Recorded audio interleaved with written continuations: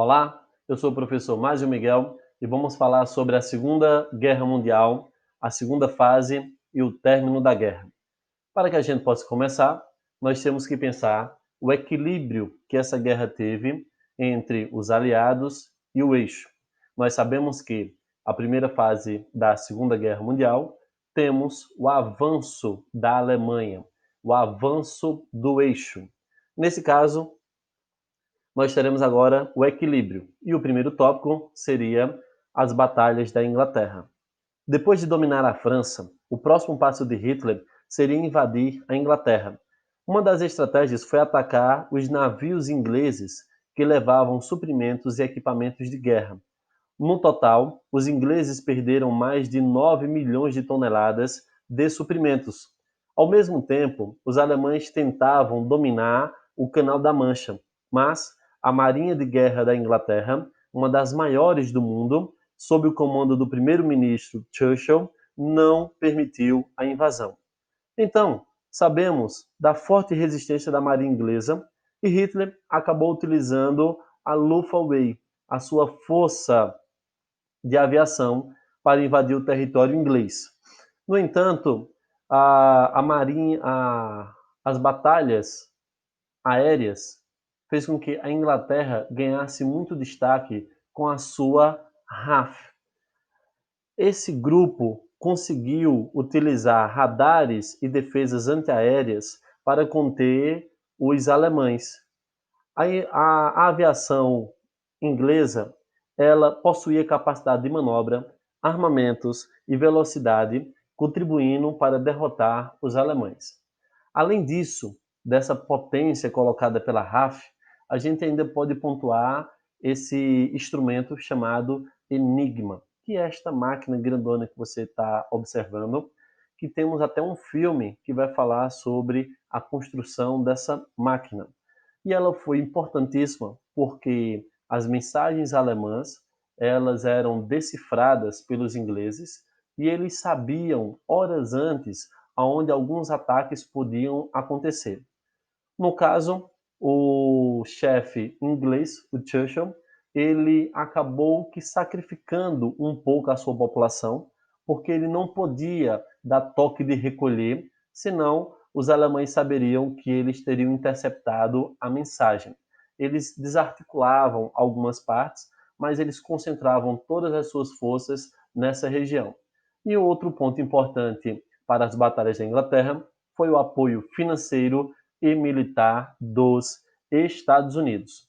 Foram pontos importantíssimos para que os ingleses conseguissem segurar os alemães nessa frente de batalha. Pois então, o equilíbrio ela também veio por frentes de batalha, tanto no Ocidente quanto no Oriente, que é quando o Hitler quebra o acordo de não agressão com a União Soviética e acaba invadindo a União Soviética e acaba perdendo as guerras. Quer dizer que entre 1941 e 1942, os alemães tiveram suas primeiras grandes derrotas, resultando em uma grande quantidade de baixas. Com a abertura de duas frentes de batalha, no Ocidente, com a França e Inglaterra e demais aliados, e no Oriente, com a União Soviética, fez com que o poderio de fogo alemão ficasse dividido. A partir daí, nós temos uma Alemanha que vai se preocupar com esses dois frontes. Outro ponto importante para o equilíbrio dessa guerra vai ser a entrada dos Estados Unidos com o ataque japonês a Pearl Harbor. Pessoal, no caso dos Estados Unidos, nós temos que entender como era o posicionamento americano diante desse jogo. E aí, para começarmos, nós temos aqui essas duas charges. Você pode ver aí ó, na primeira charge ele falando sobre paz e tudo mais, e nas costas ele vendendo armas. A neutralidade dos Estados Unidos, então, vai ser pelo apoio financeiro e estratégico dos aliados. Nesse caso, esses atos de neutralidade mantiveram os Estados Unidos fora da guerra por enquanto e permitiram um comércio limitado com os países que estavam ao seu favor. Nesse caso, duas políticas serão importantes. o cash and carry, que seria comprar material bélico dos Estados Unidos mediante pagamento imediato e ter a responsabilidade pelo transporte dos bens adquiridos. E aí, o fim dessa política de neutralidade, ela vai vir com essa outra lei, Lend-Lease, que seria o empréstimo e o arrendamento. Isto é, permitir aos Estados Unidos vender, emprestar ou fornecer materiais de guerra às nações que o governo queria apoiar. Para vocês terem uma ideia, os Estados Unidos acabam injetando uma média de 50 bilhões de dólares nessa guerra. E aí, claro, o dinheiro foi distribuído para vários países aliados: a Inglaterra, a União Soviética, a China e tantos outros que estavam do lado dos Estados Unidos. Nesse caso, nós sabemos que o impacto maior dos Estados Unidos entrar na guerra vai ser por causa do Japão. Essa entrada dos Estados Unidos na Segunda Guerra Mundial está intimamente ligada à sua política imperialista no Oceano Pacífico. Desde o fim do século XIX, o país foi ocupando ilhas com a ambição de dominar países locais por meio das relações políticas e econômicas. Porém, havia um forte concorrente no local, que era o Japão. Ao longo de toda a década de 30, o crescimento industrial japonês, sob um governo imperialista, levaram o país a uma imensa política belicista. Em 1937, os japoneses demonstraram força ao tomar alguns territórios da China de modo muito violento. No ano de 41, para vocês terem uma ideia, a península da Indochina, de posse dos franceses, também passou para a mão dos japoneses. Diante disso, os Estados Unidos teve que reagir juntamente com outras nações e promoveram uma série de sanções econômicas contra o Japão.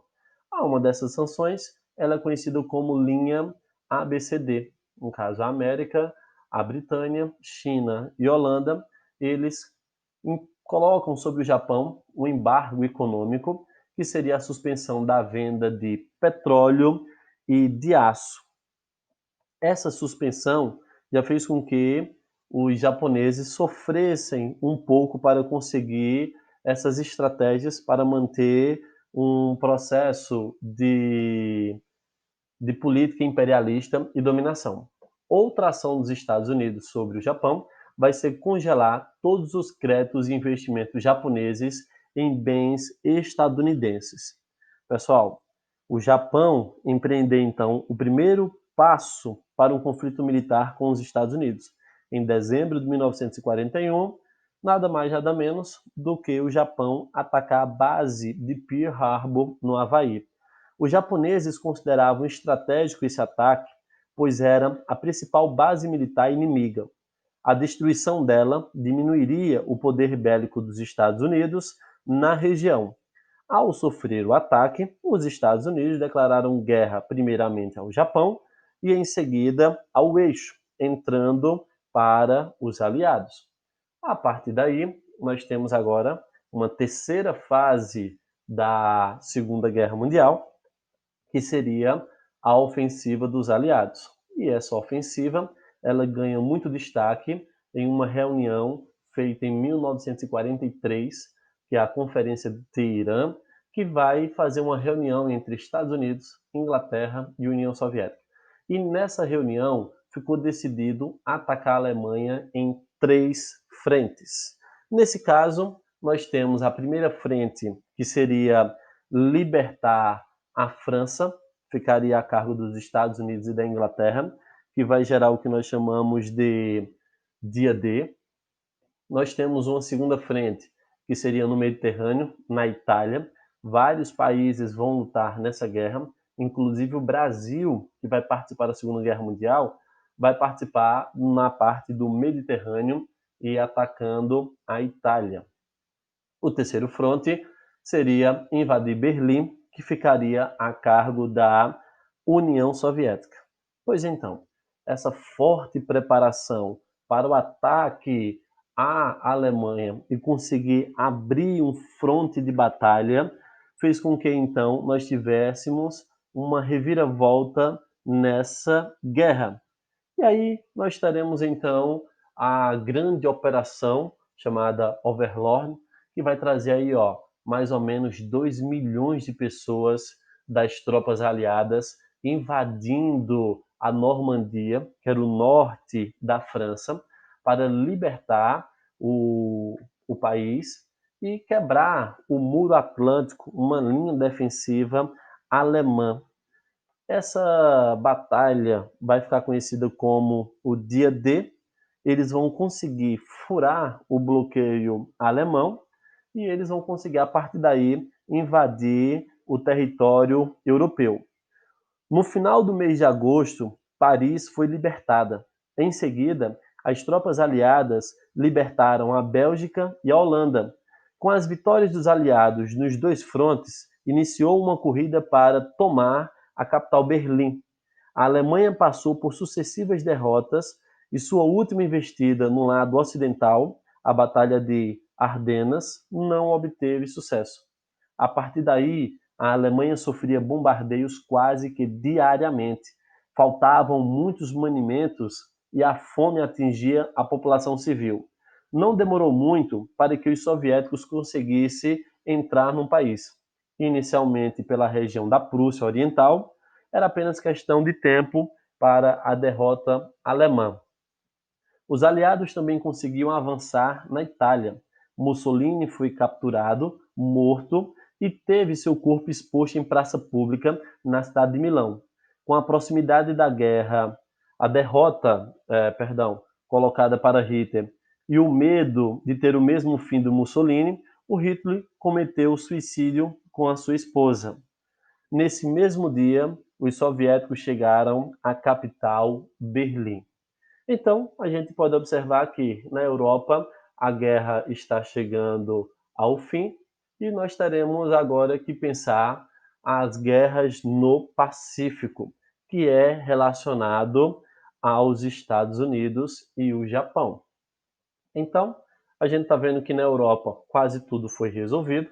Agora, quando a gente se volta para o Pacífico, nós temos como referência e o início do conflito o ataque a Pearl Harbor no ano de 1942, e isso fez com que os Estados Unidos começassem a empreender diversas batalhas contra o Japão.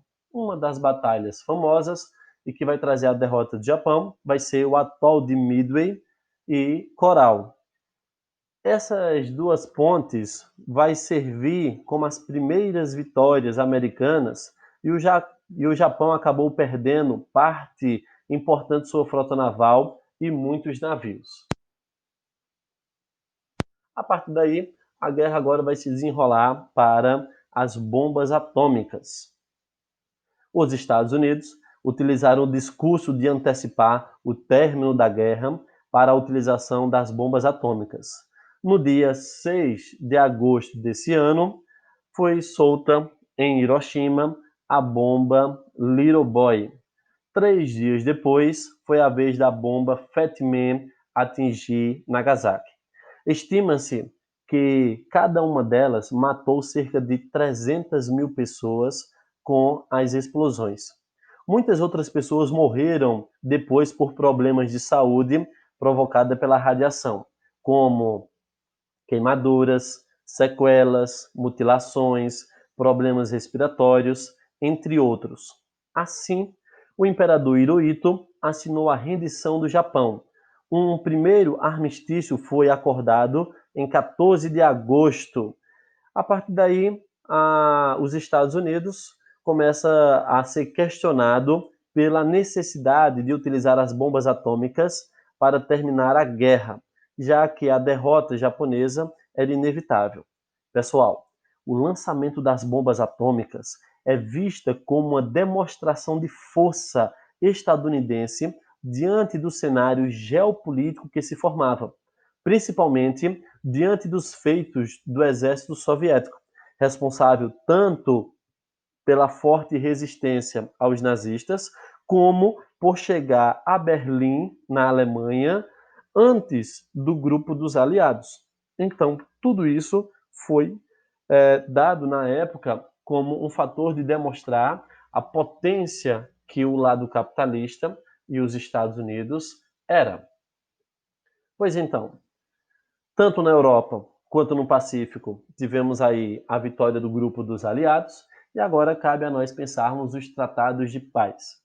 O primeiro vai ser aí a Conferência de Yalta, que vai estabelecer os termos para a rendição da Alemanha. Nós teremos a Conferência de Potsdam, que vai aplicar punições à Alemanha por suas ações na guerra. E nós teremos também a Conferência de São Francisco, que vai ser aí uma das responsáveis por criar a ONU. Lembrem-se, a ONU ela veio substituir a Liga das Nações, que não obteve êxito nas relações diplomáticas e nas resoluções de conflitos. Por isso que, inicialmente, 51 países aderiram a ela e se comprometeram ao diálogo.